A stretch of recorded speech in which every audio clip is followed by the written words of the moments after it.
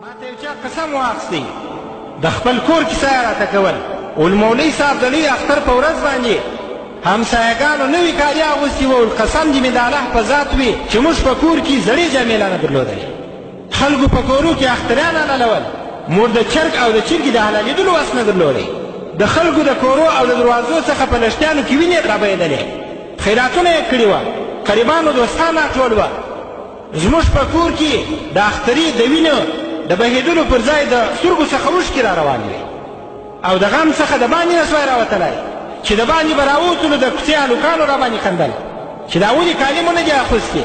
خو زموږ تاجر زموږ سرمایهداره سړي زموږ هغه کاروباري چې ځان ته کاروبار لري د تاجر خبره یوازې نه ده لږ یا ډېر کاروبار لري د هغه سره دا غم نه و چې د یتیم په تن باندې پټ کړي د ده زاړه جامه په نوي جامه باندې وربدله کړي او د ده د کور لوښي په نوو لوښو باندې وربدل کړي او د ده هغه ځای چې دی باندې ویدېږي هغه ځای ورنوی کړي دا غم نه ورسره راځئ چې په دې خپلو بېوزلانو نظر وکړو په کونډو به برسرو یتیمانو